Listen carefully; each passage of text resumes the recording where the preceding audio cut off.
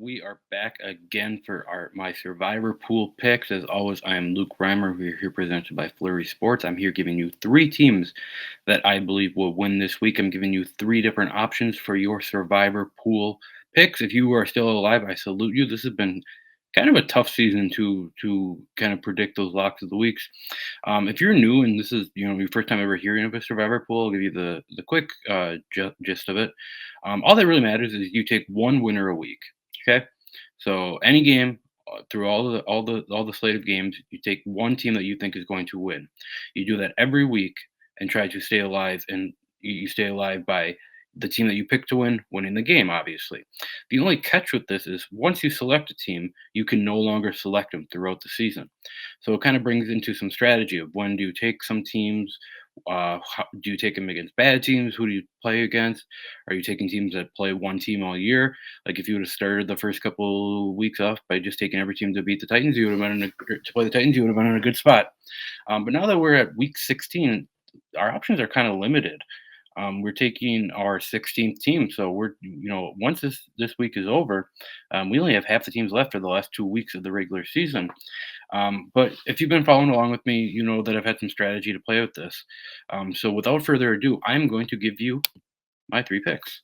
Let me pull up the NFL schedule this week here. Um, the first, as always, how we always do it, is our high risk, high reward pick of the week. Our high risk, high reward is exactly how it sounds. It is a team that you are taking that is not a very good team, but they have a great matchup against a bad team.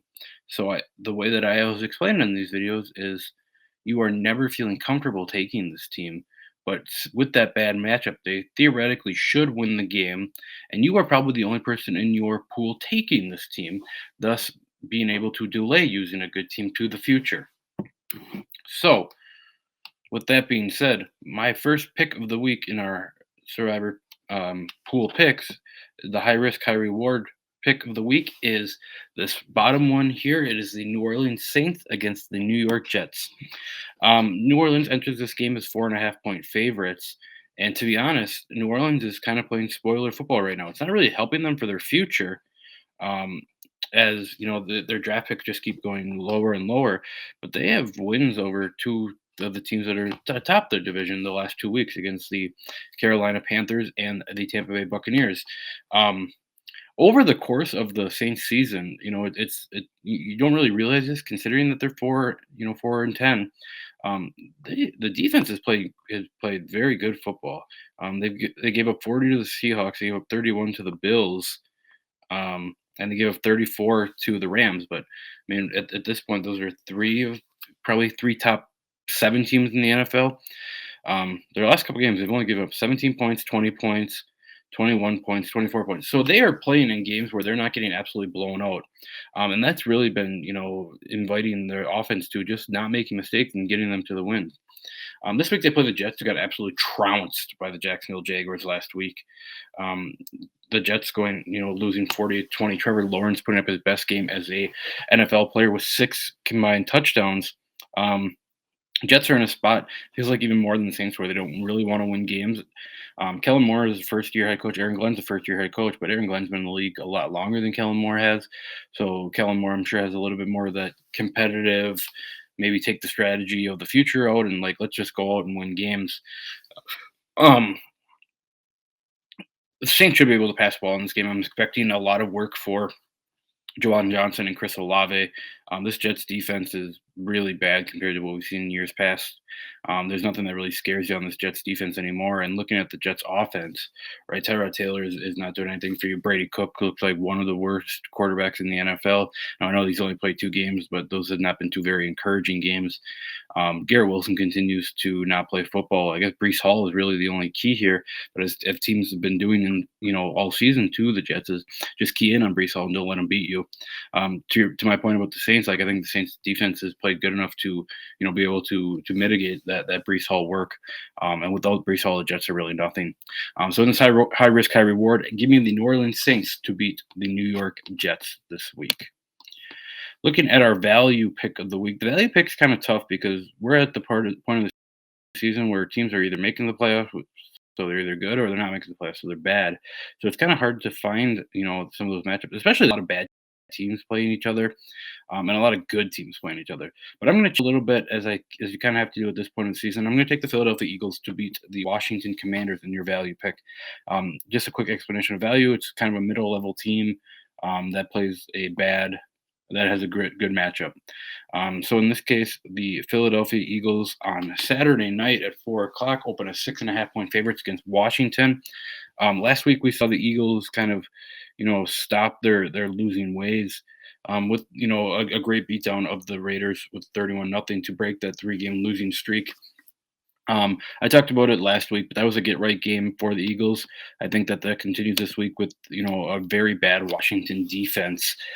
Again, we're still kind of waiting for Saquon Barkley to be the Saquon Barkley from last year. I know that the offensive line injuries are not helping that, but again, Philadelphia should be able to run well in this game. There's nothing really on that Washington defense that scares you too much, right? Really, the only kind of household name, I guess, would be Bobby Wagner. But at this point in the career, he's still playing good football, but he's not, that first ballot Hall of Famer. He is a first ballot Hall of Famer, but at this point in his career, he's not that, not that first team All Pro, I should say, as a little bit better. We saw the Eagles kind of spread the ball around. They got their guys touchdowns. We saw AJ Brown get a late touchdown. This feels like another game where all of a sudden the Eagles rip off 2 blow wins, and they're like, maybe they aren't as bad as we thought they were come that 3-game losing streak. So I do think Philadelphia rolls here with Washington. I really like Marcus Mariota, but Bill Krosky Merritt was really their driving force last week. I don't think that we know what Bill Krosky Merritt is. We know he was overhyped in the preseason, and he hasn't delivered much throughout the regular season. With I guess with all the injuries done, someone had to step up, and given Washington's good matchup last week, it was Bill Krosky Merritt who reaped those rewards.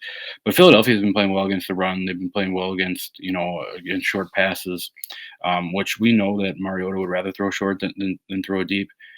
So I think the Eagles stay the course of the road here, get another big win against Washington, and continue getting back to that Super Bowl team that we have seen the last couple of years. So again, value pick of the week, and giving the Philadelphia Eagles to beat the Washington Commanders. Again, I think that Philadelphia is in a tier above what we would usually use as value pick of the week. But just given that there's only 3 weeks of the regular season left, we know what teams are good, we know what teams are bad. It's tough to find a value pick.